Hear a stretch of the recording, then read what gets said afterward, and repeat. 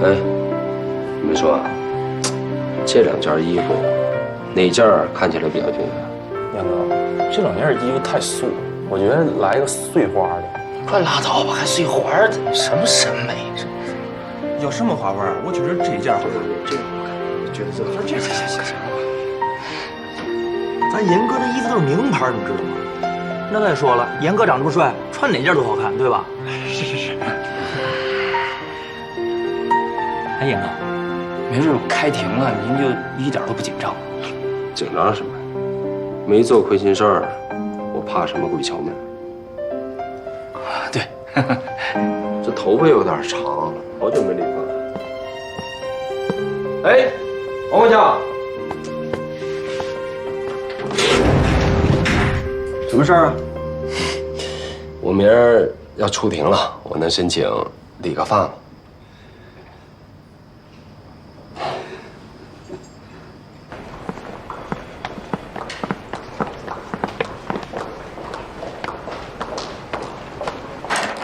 说来说去都只是被动辩护，你们还能说点别的吗？姐，我们都知道你特别着急，但是明天就要开庭了，你现在需要的是休息。你们先出去吧，我想一个人静静。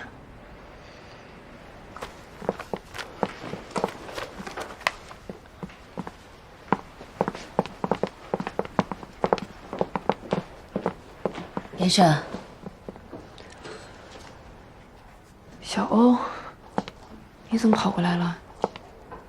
明天就要开庭了，给你打电话有没有接？就想过来看看，吃点东西吧。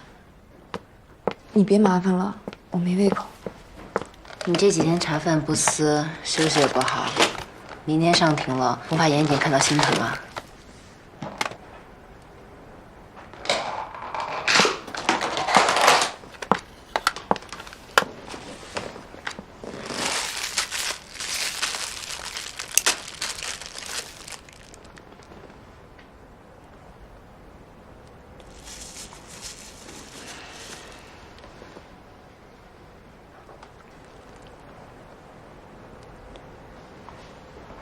你不是说过严谨天生命大，每次都能化险为夷，这次也一定能扛过去。不一样，这次真的不一样。最近发生的事情都太荒唐。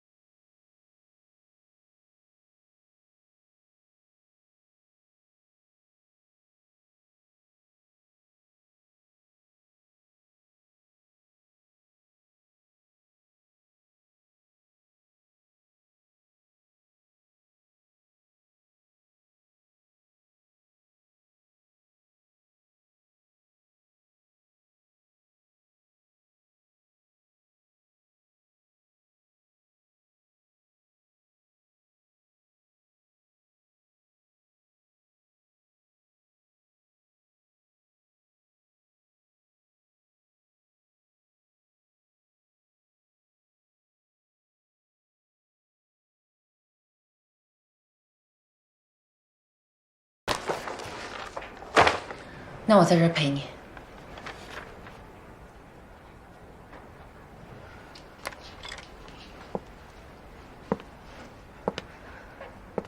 先把这碗粥喝了。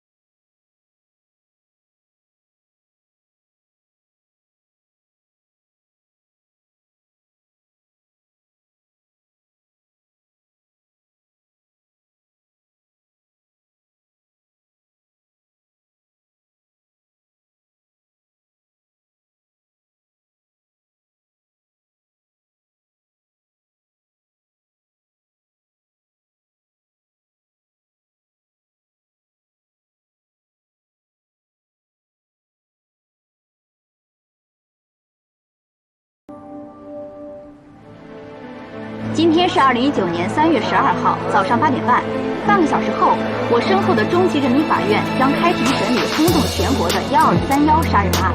本案的被告是本市著名企业家严谨，一个曾经的武警特战队员，昔日的优秀缉毒警察。而本案的受害者是一名风华正茂的在校大学生。严律师的车来了，车来了。严律师，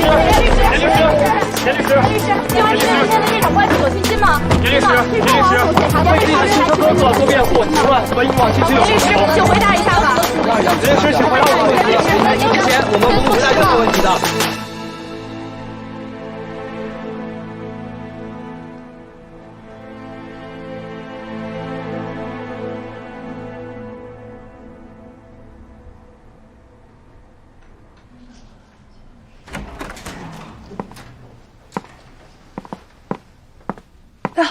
早啊，赵警官。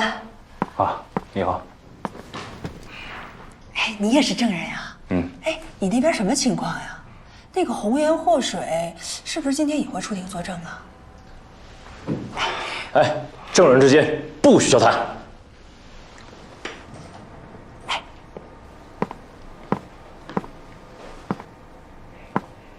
来了，哎，坐。这还有5分钟开庭，证人纪晓怎么还不来？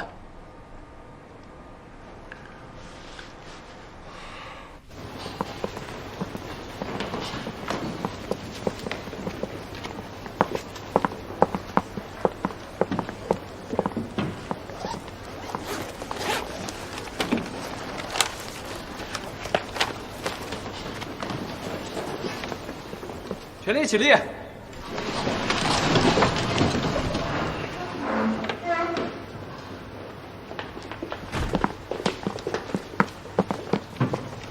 全力请坐。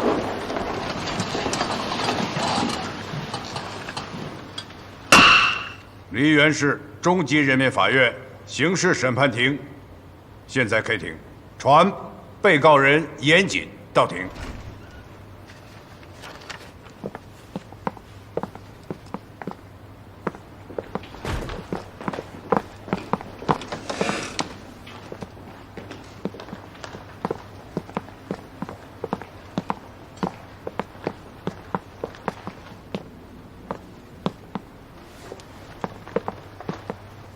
首先进行法庭调查，先由公诉人宣读起诉书。梨园市人民检察院起诉书，离检刑诉2019第54号。经依法审查查明，2018年12月31日21时许，被害人战宇前往梨园市明湖公馆5号楼8002号被告人严谨家中，两人发生激烈争执，被害人战宇中毒后被被告人严谨捂住口鼻，并最终导致死亡。而后，被告人严谨设法避开小区监控，用垃圾桶将被害人运出了明湖公馆，用事先准备好的车辆将被害人战宇运到郊区，于2019年1月1日晚11时左右进行分尸，随后进行了分散抛尸。被告人严谨非法剥夺他人生命，其行为触犯了《中华人民共和国刑法》第232条之规定，涉嫌故意杀人罪。犯罪事实清楚，证据确实充分，应当以故意杀人罪追究刑事责任。梨园市人民检察院检察员王勇、刘颖、毛伟良。被告人严谨，你对公诉人宣读的起诉书是否有异议？有哪些异议？案发当晚，我确实与被害人有过肢体冲突，但我没有杀害他。我亲眼看到他从我家离开。也就是说，你否认杀害了战宇？是的。你杀了我儿子，你还不承认？曾经让我不过，我儿子才22岁，我为什么？为什么？肃静！你怎么下表肃静！请被告人坐下。下面由公诉人向被告人进行讯问。庭审时，公诉人提问会要求你只回答是或者不是，即便有些问题过于片面刻薄，你也不能做过多解释，因为过多的解释在审判长看来是狡辩和逃避问题。如果公诉人一再的给我挖坑，我总不能两眼一抹黑往里跳吧？案子已经到了庭审阶段，你要充分相信自己的律师，相信我有能力扭转所有不利于你的局面。被告人严谨，接下来我会向你核实一些问题，你只需要简单的回答是或者不是，不需要做额外的解释，明白了吗？明白。那我们开始。第一个问题，你跟似水流年咖啡店老板纪晓鸥是什么关系？朋友。你有追求过他吗？有。你们是正式的男女朋友关系吗？不是。你认为死者跟纪晓鸥是什么关系？姐弟关系。那你是不是警告过死者，让他远离纪晓鸥，甚至用侮辱性的话语提醒死者，纪晓鸥绝对不可能喜欢他？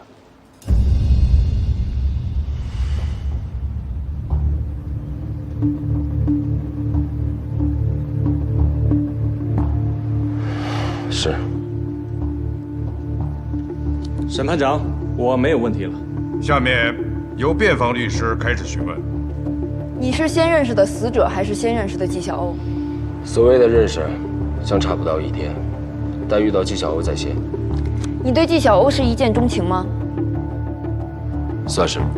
那纪晓鸥对你呢？最开始，他并不太喜欢我，对我有很多误解。但后来我用我的真诚感动了他。那你们为什么没有在一起？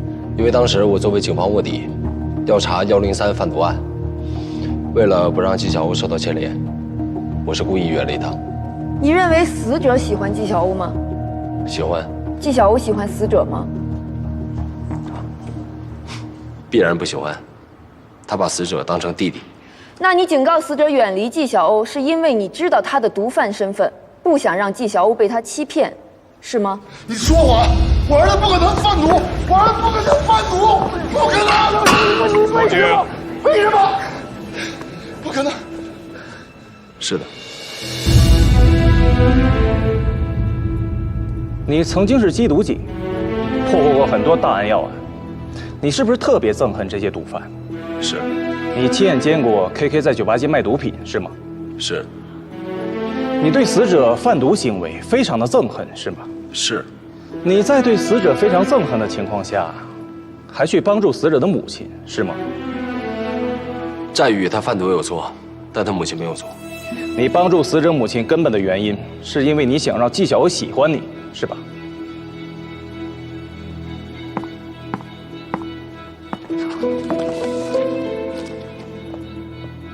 这是被告人严谨在卧底身份未被证实之前接受警方审讯的证词，上面清楚地写着，他是为了追求纪晓鸥，才去死者家中送电视机，以及帮助死者母亲的。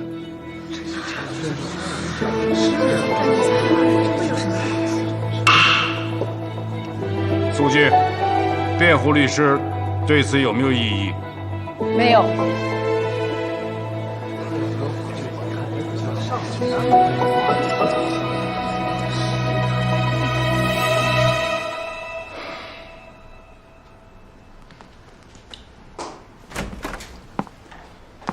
你们现在联系证人纪晓鸥，他的电话现在无人接听。他应该是有什么事儿，肯定会来的。再等等，一会儿你们就要上庭了，如果能联系上的话，麻烦催一下。好。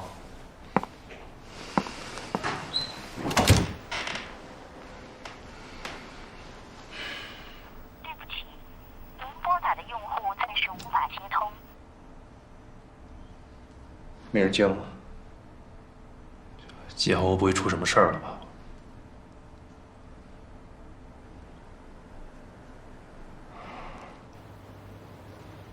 被告，是你发展死者成为警方线人的是吗？是。死者曾经被毒贩刘伟抓起来殴打，是你让人送他去的医院是吗？是。死者被殴打那天是在他背叛你以后吗？是。如果你没有帮助死者，死者有没有可能在当时就存在生命危险？有可能，因为他当时已经被打得内出血，外伤也很严重。如果没能及时送医的话，他很可能会死。这是死者被殴打当天在医院做的医检报告，这份报告可以证明，死者当时受伤严重，的确存在生命危险。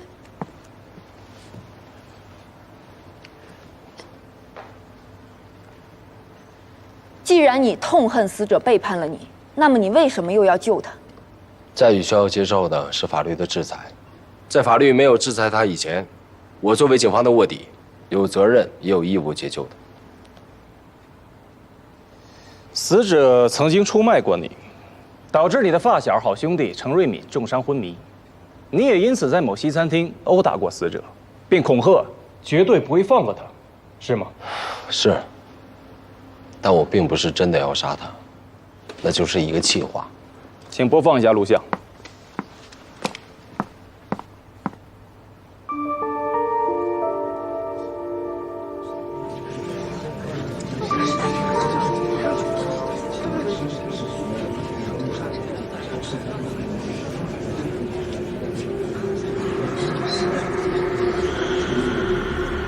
为什么打我儿子？你为什么打我儿子？我跟你拼了！你为什么打我儿子？跟你拼了！你为什么？为什么打我儿子？为什么？你为什么打我儿子？我跟你拼了！为什么打我儿子？为什么？肃静！如果死者家属不能控制自己的情绪，法警将把你带离法庭。被告人严谨，录像中的人是你跟死者吗？是。案发当晚在你家里，你就是像录像中那样对死者进行了殴打，是吗？反对，反对公诉人对案发当晚的场景进行主观臆想。审判长，我只是想更明确地呈现案发当晚的情景。辩方反对无效。被告人严谨，请回答我的问题。是。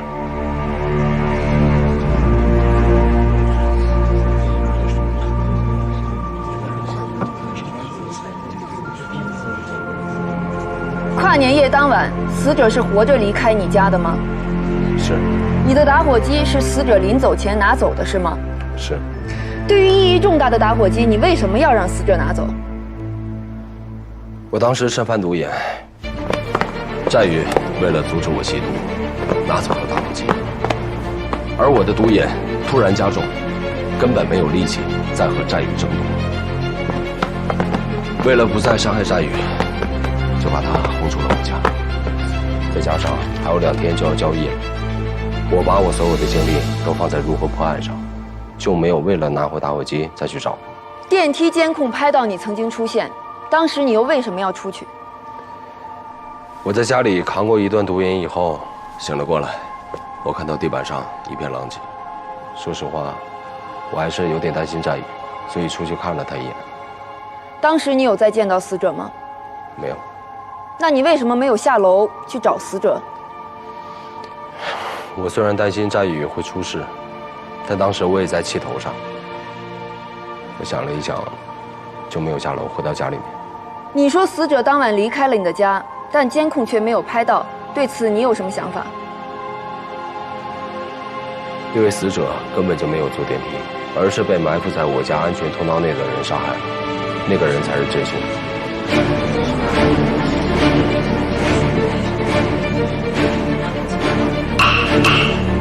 肃静！我猜测，那个真凶本来是要杀我的，战宇的突然出现，破坏了他的整个计划，才不幸遇难。至于死者为什么会出现在我家的安全通道，又是如何被杀并运出小区的，我也想不通。请说出你的怀疑对象。刘伟。最后一个问题，你是什么时候得知被害人战宇遇难的？1月10号，从刑侦支队副支队长赵廷辉那得知的。审判长，我的问题完了。前5章是警方在你家里和你的衣服上发现的被害人血迹，最后1章是被害人手指甲缝里的皮屑组织，经鉴定与你的 DNA 相符。对此你有什么异议？没有。当晚是你先动的手吗？是。死者有没有向你还过手？没有。死者在你家里受伤倒地后，有没有出现过短暂的昏迷或者意识不清晰的情况？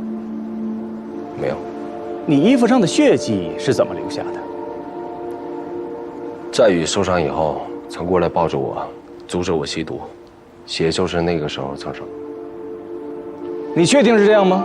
这些血迹，难道不是你背着死者离开你家的时候，蹭到你衣服上的？反对，反对公诉人进行没有证据的猜测。反对有效。被告人可以不做回答。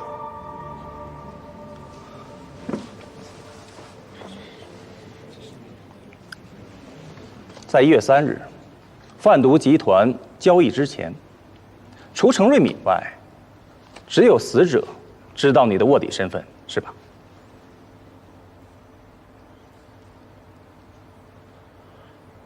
是。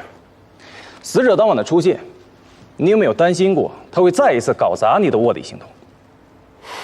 有。那你有提醒过他吗？没有。你没有警告死者，是不是因为当时你已经杀掉了他？我都跟你说了，我没有杀他。死者离开后，你都做了什么？我在家里面撑过毒眼，我就睡了。有谁可以替你证明？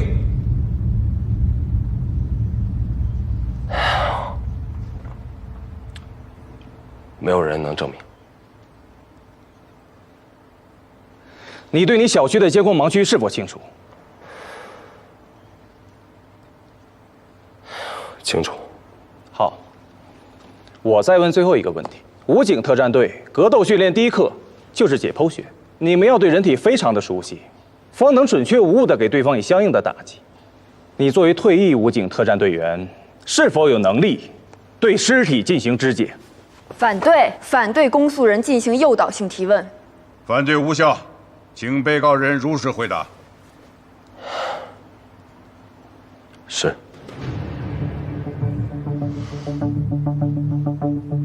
下面进入举证质证环节，请公诉人和辩护人分别对证人进行询问。你和被告是什么关系？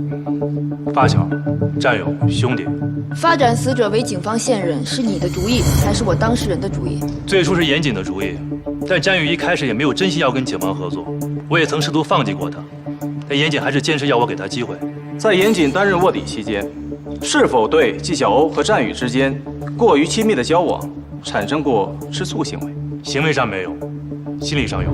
在严谨无法接近纪晓欧的那段时间里，他是嫉妒詹宇，但他不会因为感情受挫而伤害他人。你是否看到被害人走出过嫌疑人的家门？没有。那天晚上，你一共出了几次门？2次。第一次我去敲他的门，警告他们小点声，但我敲了半天门也没人理我。第2次我上去的时候，看见他站在电梯口，然后我就走过去发2句牢骚。当时被告人是什么状态？神志是否清醒？哎呀，他当时身上的酒气很重，有点站不稳，身子呢又一阵一阵的抽搐，看上去很不正常。哎，我就说了他2句：“你大过节在家打人扰民，我们家欠是怎么着？我跟你说，我可以投诉你，你知道吗？”去，快投诉！一副凶神恶煞的样子。审判长，我没有问题了。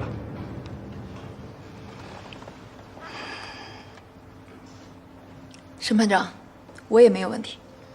当天你是否听清楚被告人严谨说过要杀掉被害人？听清楚了。他怎么说的？他当时就很生气地说：“老子今天弄死你。”当天被告人严谨和被害人战宇之间的对话，你是否全部听清楚了？包括餐厅外的？那倒没有，我当时还得处理现场。那段餐厅里的打架视频是不是你发布到网上去的？这个不是我怎么能随便放到网上呢？被告人严谨是否帮助过你们母子？出于什么原因？他确实帮过我们。当初我还特别感谢他和纪晓欧。现在我才知道，他这么做就是为了讨好纪晓欧，把他追到手。那一次做手术的医药费，战宇是怎么跟你解释的？他是跟朋友借的。严谨来过你家几次？2次。有一晚，你因为病情发生突发情况，是严谨和纪晓欧将你送到了医院。请问那个时候，您的儿子战宇在哪里？我儿子在学校有事儿，他平时都是在家陪我的。既然你和战宇一直生活在一起，但你却不知道他确凿的毒贩身份，你又是为何对只见过2面并且一直在帮助你的我当事人严谨产生如此负面的印象？我想再次提醒审判长，证人的证词存在不可信的主观判断因素。我儿子不是毒贩！我儿子不是毒贩，我儿子没有贩毒，没有贩毒！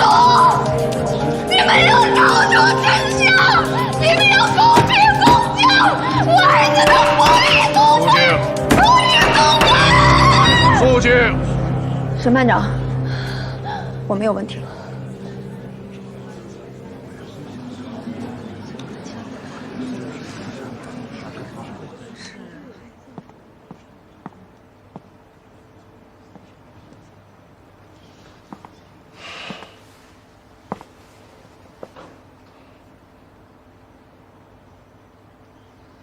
请问赵警官，你和纪晓欧是什么关系？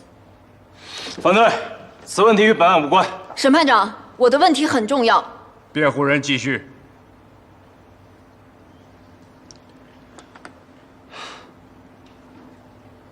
她是我前女友，你和纪晓欧分手多久2年多了。据我所知，赵警官目前还没有女友，是不是因为心里还放不下纪晓欧，因此对被告人严谨有一定的主观情绪？辩护人，请不要问与本案无关的问题。请问到开庭为止，分尸工具和分尸现场是否找到？目前还没有。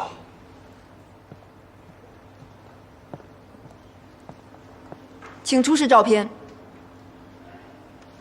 第一张照片是我的当事人严谨被电梯内的摄像头拍到的画面，他曾经在电梯口停留，但未上电梯。第二张照片是凶手推着装有战宇尸体的垃圾箱走出小区的画面。请问赵警官，我说的对吗？没错。经过警方调查，真正杀害战宇的凶手是不是这个穿清洁工衣服的人？是。警方判断严谨就是这个清洁工，是通过他们的体貌特征吗？是的。也就是说，除了体貌特征外，警方并没有确凿的证据来证明我的当事人严谨就是这个假扮清洁工的人。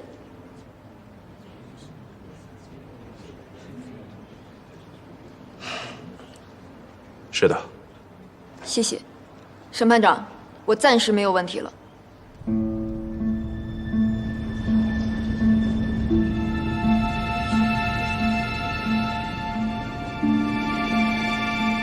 请证人退席。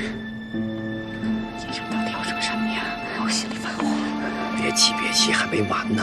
等等，别气啊！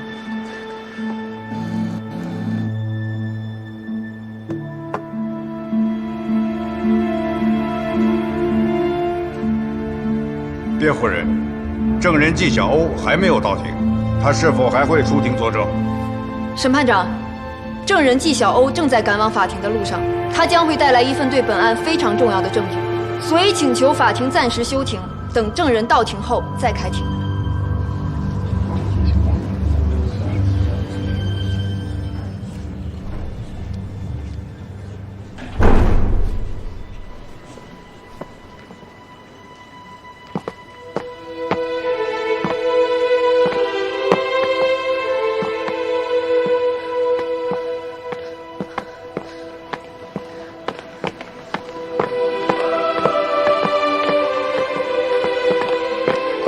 帮我交给辩护律师。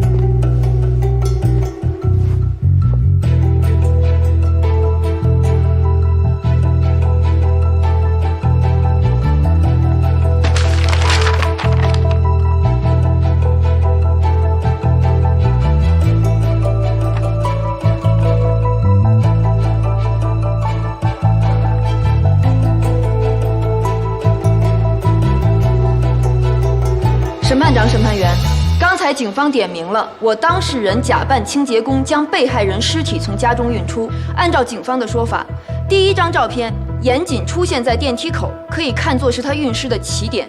时间显示为去年12月31日22点25分。到达第二张照片所在地的时间为22点40分，期间的时差是15分钟。也就是说，在这15分钟内，我的当事人需要从居住的8楼下到地库，沿着地库盲区的路线走，然后再来到清洁工出现的位置。对此，我们有很大的疑问。大家不要忘记，我的当事人当时有毒瘾在身，并且当晚没有吸食过毒品。在体力和意志力都很薄弱的情况下，他能否在这短短的15分钟内，从居住的8楼来到清洁工被拍摄到的位置？对此，我们特意做了一个实验。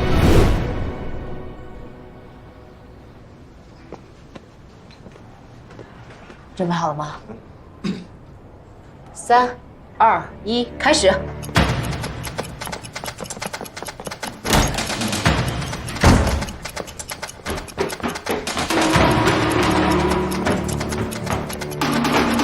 因为时间有限，我们找了一个身形和体能都跟严谨相似的人来协助我们做实验，也就是画面中的男士冯卫星。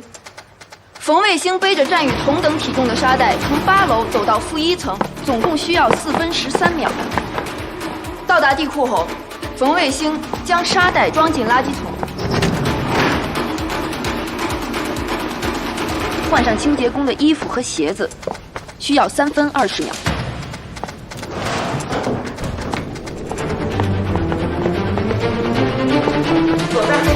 然后他推着垃圾桶，按照地库探头盲区路线走，直到出口前需要9分39秒。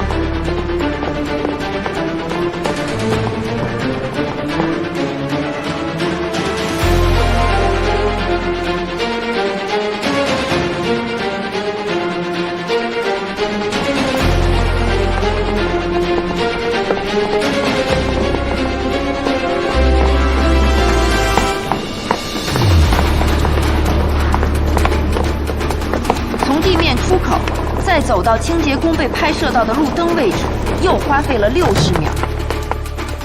怎么样？为了保证实验数据的真实有效性，我们一共进行了5次条件相同的试验，算取了平均值。葡萄干，我们再来一遍。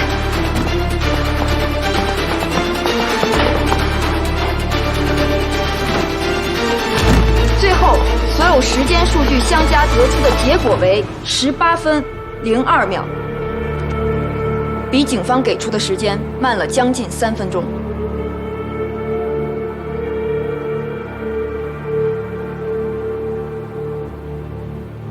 也许有人认为这3分钟并不足以说明什么，但我想说的是，这位测试者也曾经做过缉毒警，受过专业的训练，而且他本人常年坚持跑步，在体能和敏捷度上都远远强于严谨，他只会比严谨更快。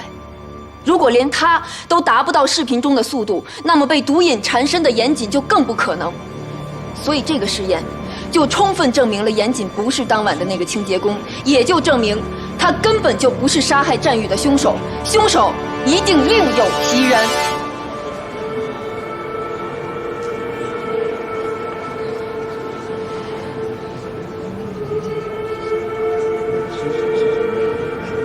审判长，新证据提交完毕。相比于公诉方提供的主观人证，我相信这份物证可以更好地为我的当事人证明清白。证人纪晓鸥已经到庭，公诉人、辩护人，你们对证人有什么问题要问？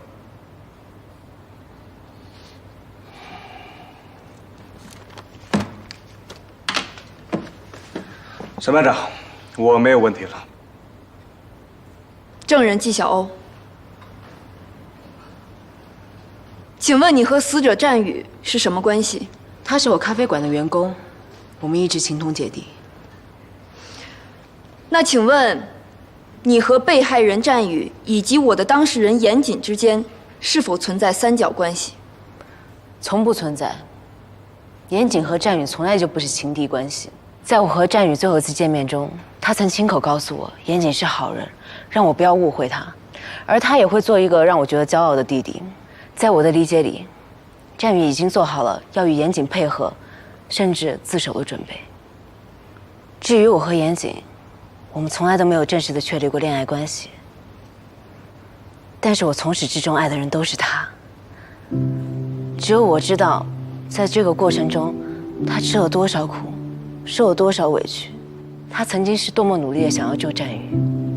我相信他是清白的，也相信法律一定会给予他最公平公正的判决。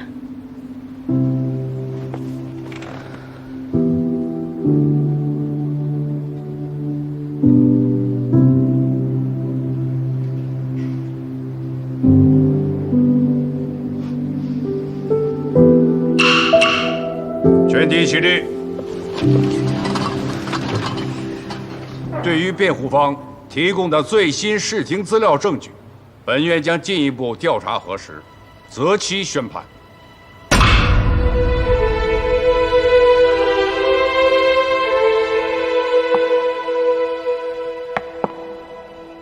根据辩护方提供的视听资料证据，本院找到了一名现役武警特种兵，进行了反复多次的试验，结论一致，本院予以采纳。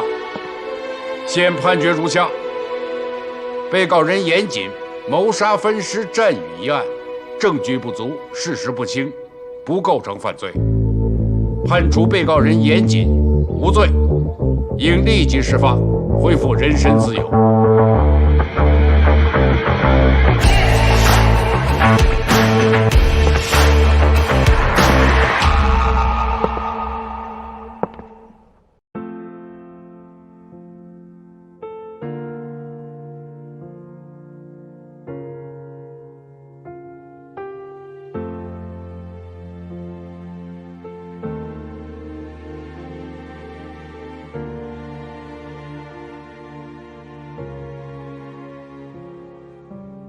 思念是一种很玄的东西，如影随形，无声又无息，出没在心里，转眼吞没我在寂寞里，我无力抗拒，特别是夜里。想你到无法呼吸，恨不能立即朝你狂奔去，大声地告诉你，